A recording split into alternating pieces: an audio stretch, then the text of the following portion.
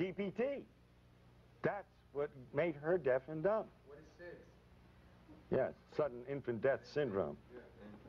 Yes, now we'll go back to you. Go ahead. How do you explain then the T-cell decline in those who have not taken AZT and are not psychologically at effect? You know, don't believe it to be a Wonderful question. Really great. Now let me tell you a little bit about medicine. See, I was always confused by this T-cell thing, because T-cells are nothing more than lymphocytes and leukocytes. They're our body's way of fighting infection.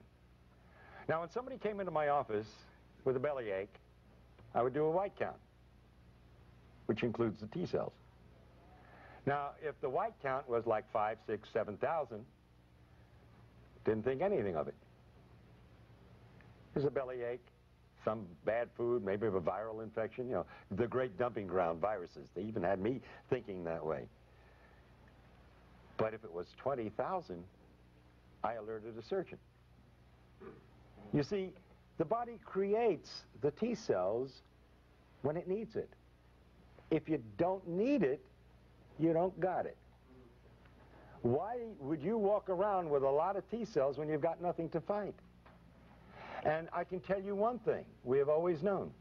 There is no correlation between severity of disease in AIDS, so to speak, and the T-cell count.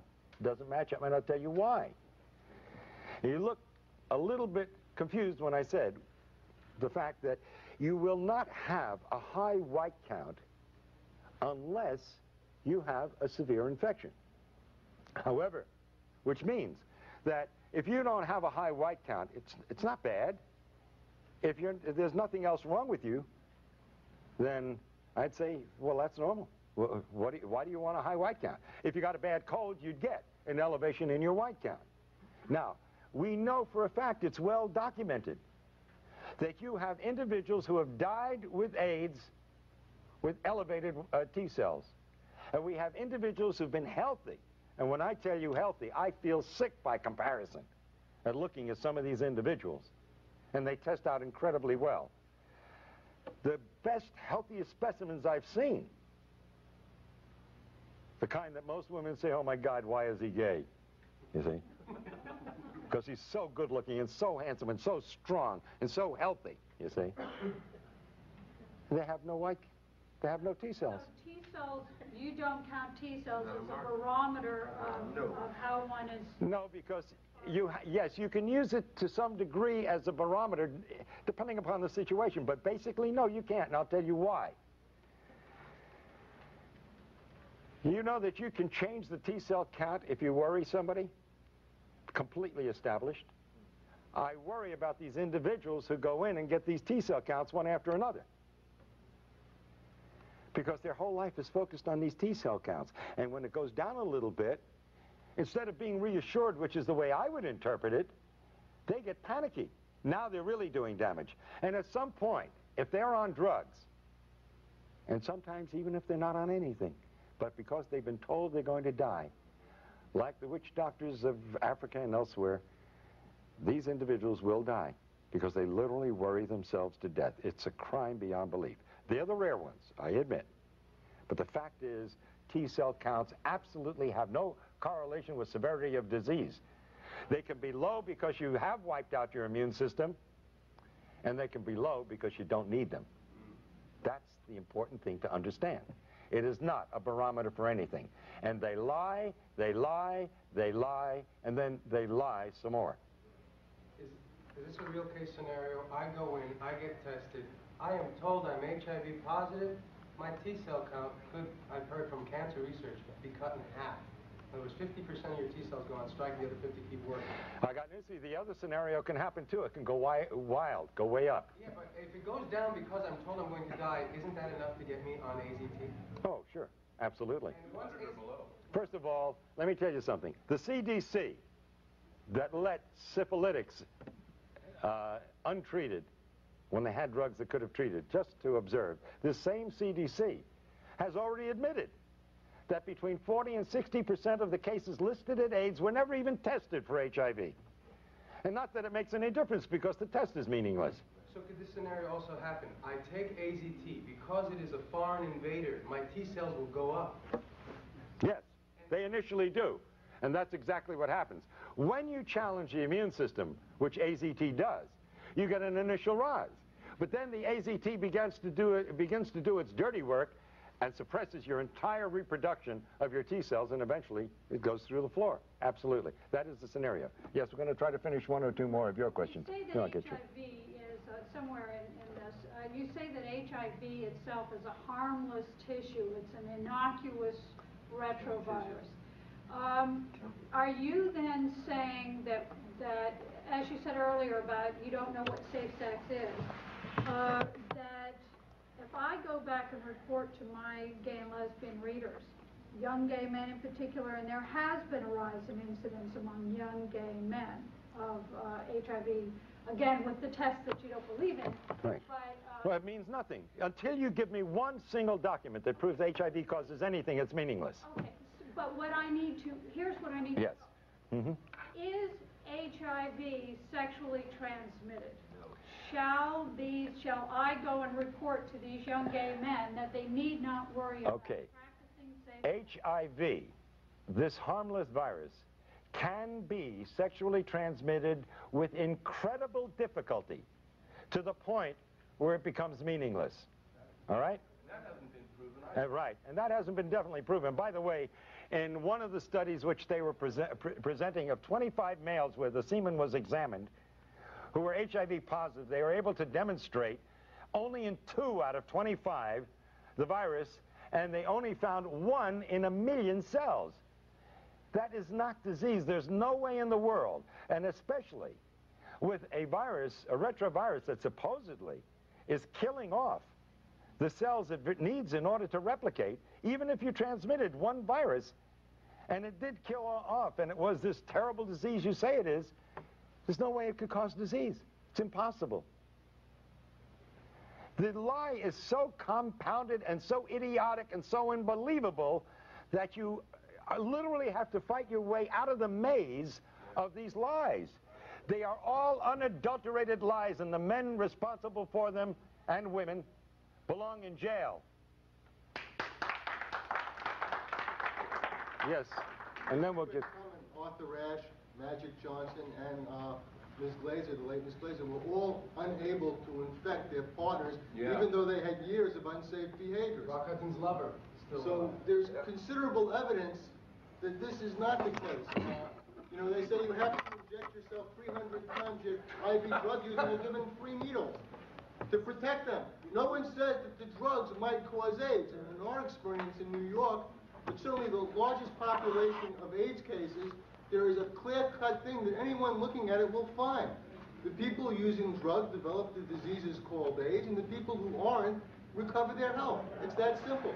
Yes, and by the way, for that population that you're writing for, let me simply point out, again using the government's figures, they say it takes an average of 1,000 acts of intercourse over 10 years in the United States and 10,000 acts of intercourse over 10 years in Africa to transmit the AIDS virus. That's twice a week in the United States for 10 years on an average to transmit the virus.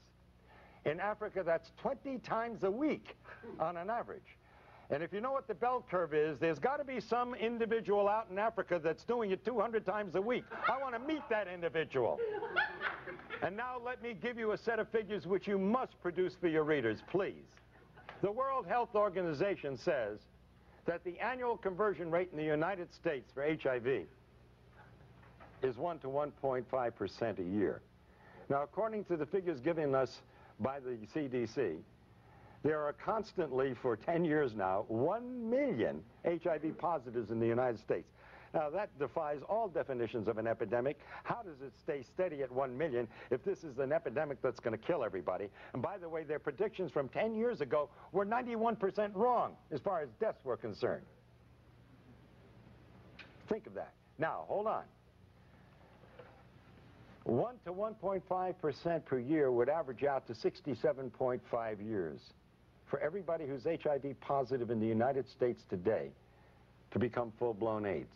That's the annual conversion rate, published not by me, by the World Health Organization. But in Haiti, it's 1/10 that. So if you're HIV positive, I would advise all your readers to go to Haiti. They got a 10 times better chance of survival if they go to Haiti. Because there it will take 1,000 years for everybody, this is World Health Organization figures, for everybody who's HIV positive today to become full-blown AIDS. But hold your hats, hold the presses, young lady. Tell your readers this, and I quote the World Health Organization. Maybe I should put my hand like this while I say it. But they say that in Zaire, you have 100 to 150 times better chance of survival if you're in Zaire than if you live in the United States. In other words, there, it will take 25,000 years for everybody who's HIV positive today to become full-blown AIDS. Now, I think you ought to urge your readers, all those with compassion and with heart, to take the first plane to Zaire and to stop anyone on the street and ask them, are you HIV positive? And if they answer in the affirmative, I think you owe it to them as a conscientious human being to say, sir or madam, are you aware that in the next 25,000 years, you're liable to die of AIDS? Those are government figures, they're not mine. The ridiculousness of it demands that you print those figures, that they give them to your readers. Isn't it interesting that Africa and Haiti have similar situations in North America and Europe? Although Africa is closer to Europe, you would think that infectious spread would spread closer to the center of the origin. The answer is very simple. Malnutrition and starvation can lead to death, and at a very variable rate depending upon the malnutrition. But AIDS due to drugs is a much shorter period of time. And iodocanol is a drug from Ciba Geigy, or no, LaRouche, I think. They've been injecting people in Zaire and Angola and in Haiti with this iodocanol since the 1970s. And this is a hepatic drug. This kills the liver. And the liver is your biggest filter of your blood in the body. And if you destroy the liver, it has more than 500 functions in the body, then you're dead. By the way, let me throw out, I think, an overall principle to take a look at very seriously from the point of view of disease and death.